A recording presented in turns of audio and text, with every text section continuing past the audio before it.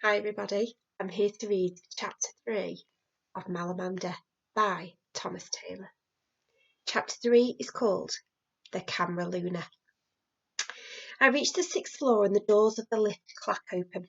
The carpet here is deep and aqua blue and the walls are faded coral pink. The ceiling is so far above I can't see it against the icy gleam of the chandeliers that float there. There are paintings of the Kraken family all along the corridor, admirals and captains from many ages. They stare down at me from decks and staterooms, painted waves crashing against the painted rocks behind them. At the other end of the hallway are the high double doors of the Jules Verne suite, Lady Kraken's private quarters.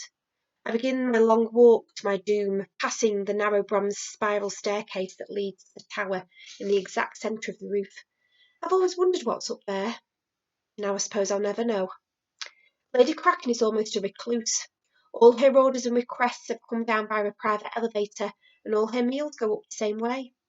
In all my years here, I've only seen her a handful of times. She's famously bad-tempered about having to get involved with the day-to-day running of the hotel. By now I'm at the door and I reach out a trembly hand and pull the silken rope. I hear a chime like a ship's bell from somewhere. Then, just as I'm wondering if I can sneak off and pretend no one is in, a light bulb on a brass panel beside the door fizzes on. On the bulb is tiny curly letters that say, "Come in." And the door swings slowly open. The immense room beyond is shrouded in dusty curtains that cover the windows and tumble across the floor like waves. A conical beam of cold light, swirling with dust motes, descends from the ceiling to a circular table in the middle of the room. Sitting beside the table in a gleaming bronze and wicker wheelchair is an old lady wearing a turban. The way her wrinkly head emerges from her sumptuous gown reminds me of a turtle.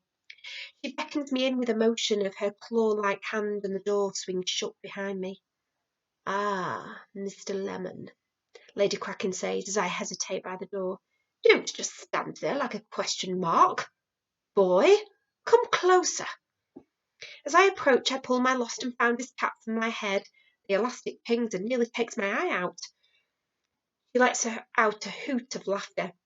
"No need for that. Come to the table, Mr. Lemon. Tell me what you see here."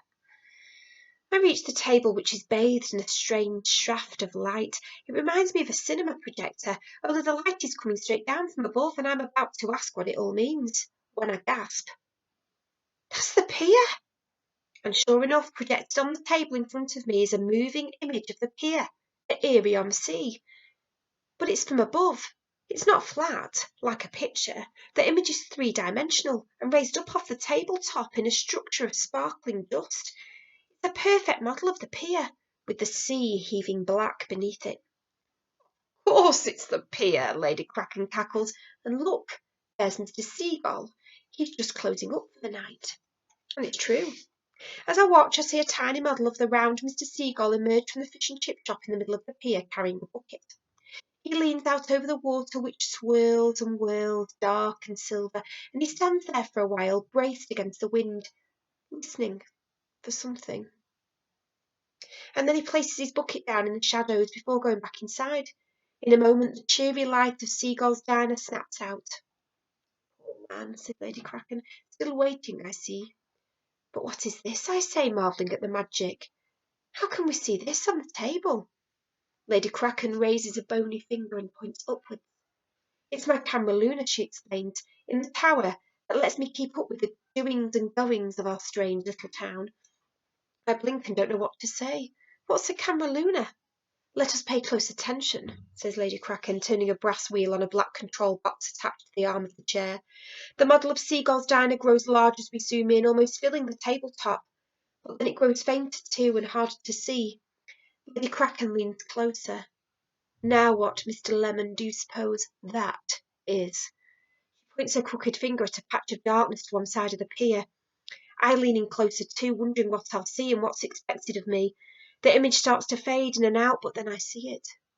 Something darker than the shadows, crouching on the pier, something big. It begins to walk, no creep, towards the diner. It seems human until... Is that a tail? I gasp. Two lamp-like orbs blink in the darkness. Are those eyes? Then you do see it. Lady Kraken grabbed my arm. Mr. Lemon, tell me I'm not dreaming. The shape rears up and I see rows of what could be quivering spines and something that might be a grasping claw, but before I can be sure, the image on the table flickers and fades one last time and then winks out. The shaft of light from the ceiling is extinguished and the dust motes collapse. Curse the clouds! Shrieked the old lady, frantically twisting the brass wheel in both directions, but nothing happens. The table is just an ordinary table again, with a thick layer of dust on its surface. It's very dark in the room now, but there's a lamp nearby. I turn it on to give a low glow. I give a polite cough, and the room fills with light. Lady Kraken is still staring at the table. Did you see it, Lemon? Did we? I scratched my head, making my cap go all wonky. I saw something, I say, but I don't know how I could see anything at all. What is a camera Luna? Lady Kraken lets go of the control wheel and narrows her eyes as if seeing me properly for the first time.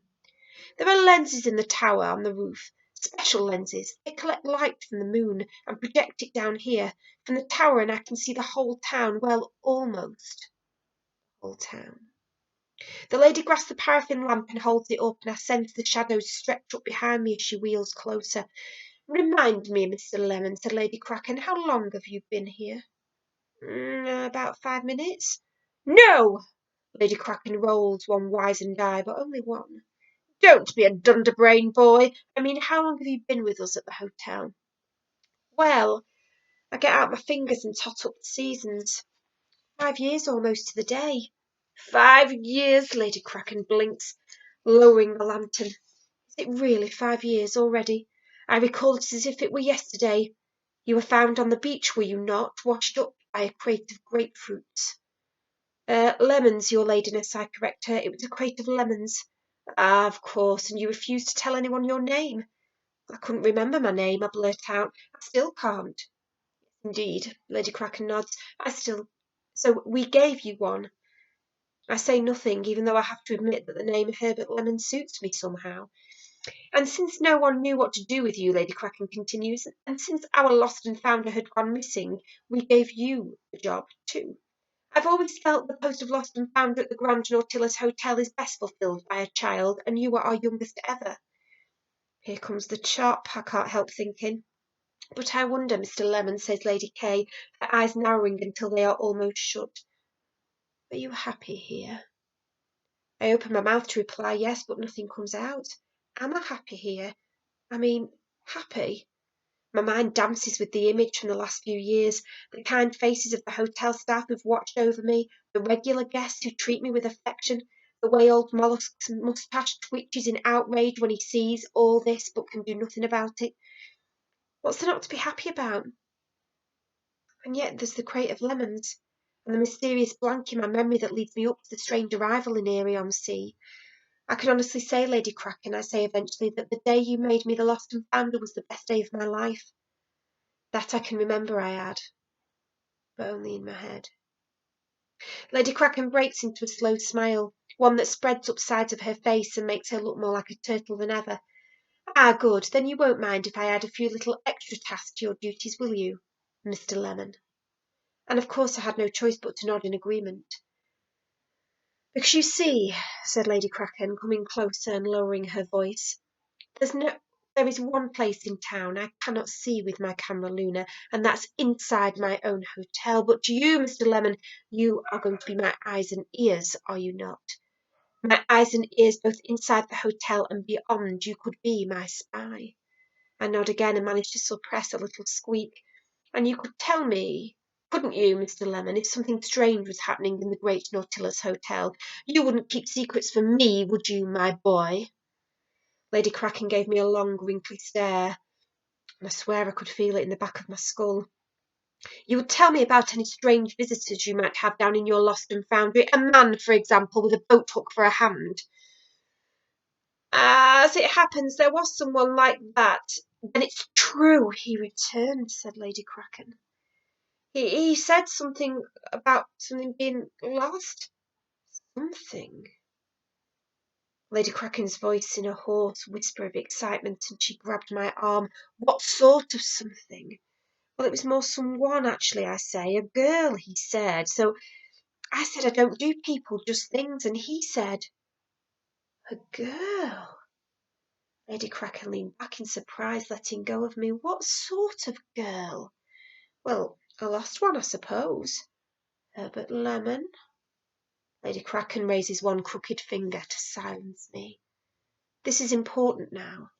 Did he find the girl? I look back at her, and a small voice in the corner of my mind tells me to be very, very careful what I say next, and that makes my actual reply all the more surprising. No, I say.